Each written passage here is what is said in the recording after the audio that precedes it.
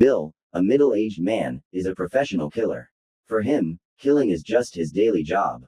It's no different from working every day and completing tasks. It's just that Bill's job is a little dangerous, that's all. Bill himself likes this job very much. Killing not only brings him a rich reward, but also allows him to experience a sense of pleasure above other people's lives. Watching his life of hunting and killing gradually disappear in fear and despair, the feeling of controlling life and death is like a drug addiction, which makes him drunk and unable to pull himself up. One day, Bill received another business. This time, the target was Mr. Molly, a well-known toy manufacturer in the industry. On the eve of the operation, Bill sneaked into Molly's office under the cover of night, and then shot Molly, who was working overtime alone. Every time after killing someone, Bill will pick up a small item from the crime scene and collect it as a trophy. This time is no exception. After confirming Molly's death, Bill began to pick up his trophies as usual. He first picked up a photo frame on the table.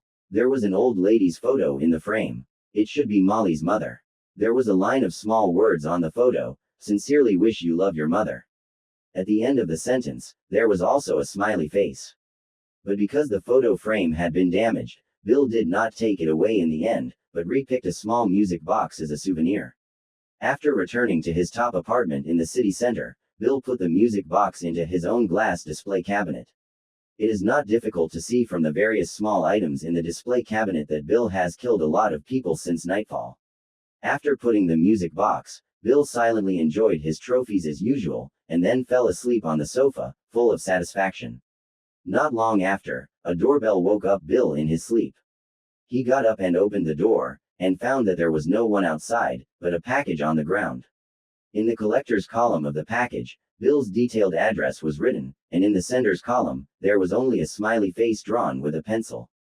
Seeing this smiley face, Bill frowned, and a sense of alertness came to his heart, because the smiley face drawn with a pencil was exactly the same as the smiley face drawn on the photo of Molly's mother.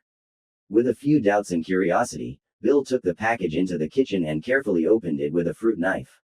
The item in the package was a metal toy box with a surprise label on it. In the box, there were 30 mini toy soldiers in military uniforms. They also had small machine guns and bayonets in their hands. Next to them was a cannon, 2 jeeps, and 3 armored helicopters. The manufacturer of this toy was Mr. Molly, who had just been killed by Bill. In addition, this toy looked like there was nothing special about it. After confirming that there was no danger, Bill did not care about this toy and came to the restaurant's wine cabinet to prepare a glass of wine to relax. At this time, a sound of items falling from the kitchen suddenly came. Bill turned around and saw the toy box on the table. I don't know why it fell to the ground. The toy soldiers in it also fell to the ground. The years of killer life kept Bill alert to any abnormalities. He suspected that someone broke into his apartment and searched everywhere. Strangely, there was no sign of anyone breaking into the house. When he returned to the restaurant again, he found that the toy soldiers who had fallen to the ground had disappeared.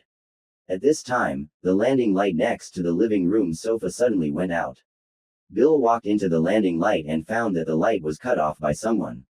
Could it be that there is an invisible person? While Bill was thinking, he suddenly felt a stabbing pain in his foot. He looked down and found a small toy knife. It seemed that someone was hiding under the sofa and stabbed his foot with this thing. With a few doubts, Bill retreated to the wall and bent down to look under the sofa. But it was pitch black there and he couldn't see anything. Bill just wanted to get up and suddenly heard gunshots. There was a string of dense bullets under the sofa on his face. Although these bullets were only the size of sesame seeds, they still pierced Bill's face and left a row of bullet holes on his face. Before Bill was able to recover from the bruises and pain, a micro-shaped bomb was fired from under the sofa. The bomb hit Bill's knee accurately. Bill knelt down in pain and then rolled into the master bedroom next door and locked the door. Although it was not clear what had happened, the killer who had been bleeding for many years was able to calm down quickly when Bill was in danger. After calming down, he took out a mirror from the master bedroom and then carefully opened a gap in the door and peeked out of the mirror.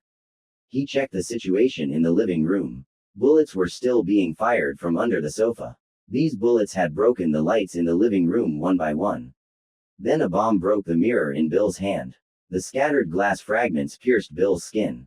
Bill was in pain and anger, but he could only lock the door and deal with the wound first. Fortunately, there was an emergency medical kit in the bathroom. After a simple wound treatment, Bill took out a pistol stored in the bedside table. He covered the shooting and walked through the living room to the bar. Finally, he took out a rifle from the cabinet of the bar. With a weapon in hand, Bill was no longer polite. He immediately shot crazily until all the bullets were shot out and the sofa became a sieve. When he saw that there was no movement under the sofa, Bill went up and opened the sofa first. He saw a strange scene. He saw dozens of toy soldiers. Each of them looked like a living person and had signs of life. But after the battle just now, most of these soldiers were dead. The rest of the soldiers, perfectly unharmed, were rescuing the wounded and repairing the jeep. Although they were just a bunch of toy villains, their every move was different from that of humans. Even the painful expression on the wounded's face was the same as that of a real person. And the situation under the sofa was like a battlefield that had just experienced a terrible battle. Bill had seen a lot before his death and experienced countless dangerous situations. But he still saw such a strange supernatural scene for the first time. After a brief hesitation, Bill realized something. It seems that these resurrected toy soldiers were avenging their creator, Mr. Molly. And when he noticed Bill's loss, the busy soldiers immediately put down the work on their hands and quickly formed a combat formation to launch an attack on Bill again. However, after a brief meeting, Bill used his huge body to crush them with his feet. However, before Bill could be proud of it, he heard the sound of a helicopter. Then, the 3 micro-armed helicopters flew over one by one and hovered around Bill. The soldiers on the helicopter used machine guns and rockets to launch an attack on Bill.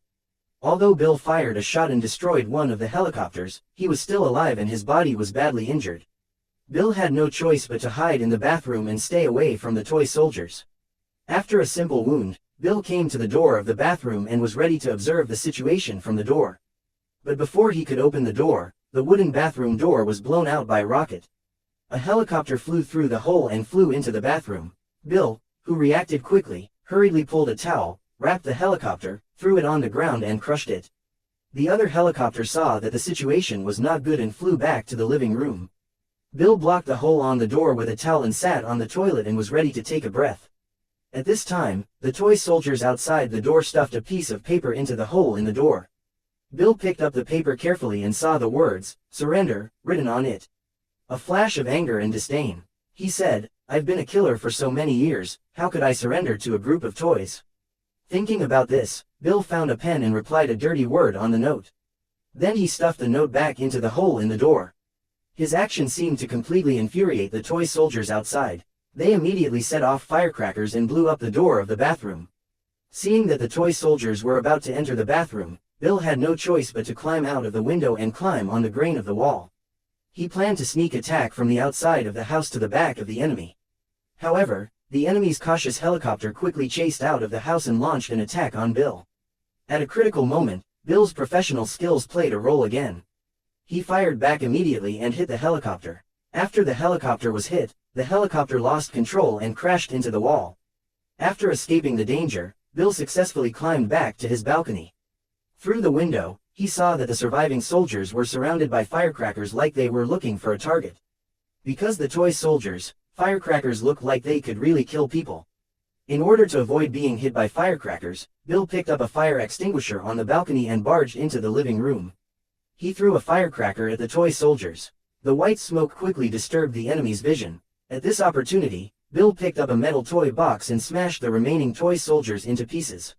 After winning a decisive victory, Bill carefully counted the pieces of toy soldiers and confirmed that all 30 toy soldiers were dead. He was relieved. Finally, Bill threw all the soldiers and weapon pieces into the garbage crusher and crushed them into powder. Then he took off his coat and swam in the pool in the apartment. In the process, Bill suddenly felt a sharp pain in his wrist. He hurried to the shore to check it out. He found something cut open a deep wound on his wrist. As the wound was in the artery, blood was coming out. Bill didn't have time to think what cut himself. He just quickly used a towel to cover the wound and then hurriedly put on his clothes and went out to the hospital for treatment. Unexpectedly, as soon as he walked into the elevator, he was attacked by a toy soldier. The enemy looked like a special force soldier. The special force soldier cut off his tendon. Due to excessive blood loss, Bill soon fell down in the elevator and didn't make any sound. When the elevator reached the first floor, the elevator door slowly opened. Bill still didn't move. He looked like he was dead. The toy Special Force soldier relaxed his vigilance and went up to check Bill's life. At this time, Bill opened his eyes and pressed the Special Force soldier and pushed him to the elevator door. Before the Special Force soldier could react, his head was smashed by the elevator door. Looking at the headless toy soldier, Bill's face showed a proud and somewhat self-deprecating smile. However, his smile only lasted for a few seconds and then dried up on his face, because in the backpack of the Special Force soldier, suddenly there was a when the bomb fell. With a loud sound, Bill was also like toy soldiers. At the end of the story, the camera was given to the toy box. The explosion just now shook down on the box that said there was a surprise inside.